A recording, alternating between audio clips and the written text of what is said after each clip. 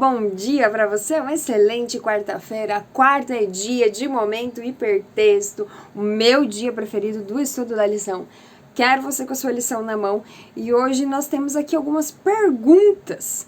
A primeira é: se Deus sabe de tudo, por que ele perguntou a Isaías: a quem enviarei? Deus sabe o que vai acontecer comigo, o que vai acontecer com você nos próximos 10 minutos da nossa vida. Ele sabia que Isaías ia dizer: eis-me aqui, envia-me a mim. Ele sabia. Mas Deus quer ouvir a nossa resposta. Ele quer que nós deixemos claro a nossa resposta ao chamado. O sim ou não, sabe? Principalmente, eu acho que é uma maneira de nós, seres humanos, refletirmos sobre algumas coisas. Quando eu penso em algumas respostas e depois eu reflito, às vezes eu deixo de falar.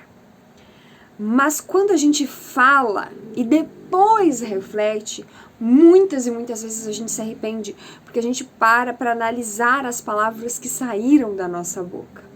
Aí você para pensar, eu acho que se eu não tivesse falado naquele momento, eu acho que se eu tivesse chamado essa pessoa para conversa depois de esfriar a cabeça, sabe? A gente vai analisando aquilo que nós falamos e da mesma forma a resposta para o nosso chamado. Algumas vezes eu falei não para os chamados de Deus.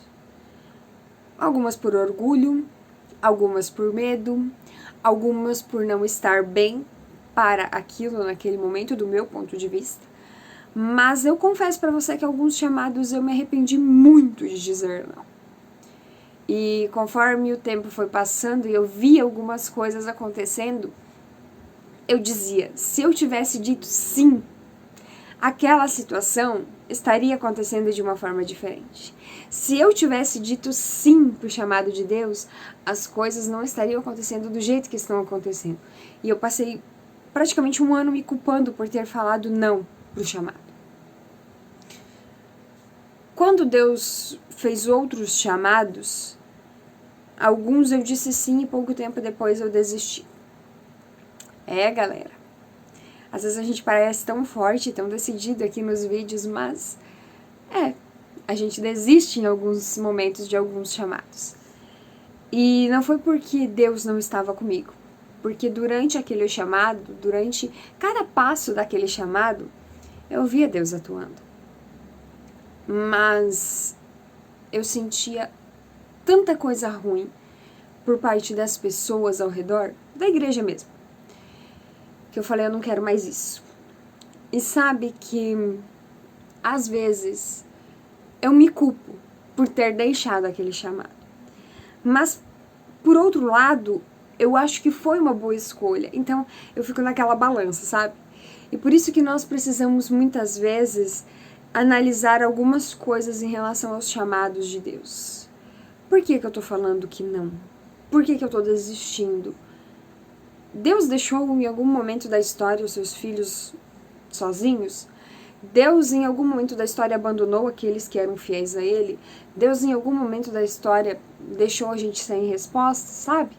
Para pensar no quanto Deus guiou os profetas, os discípulos. E se Ele está te chamando, Ele vai te guiar também. Talvez a resposta não venha no tempo que você quer que venha, mas ela vai vir. Talvez a resposta não seja a resposta que você queira, mas é a resposta de Deus. Que chamados você tem negado ou que chamados você tem abandonado? E como isso tem refletido na sua vida espiritual?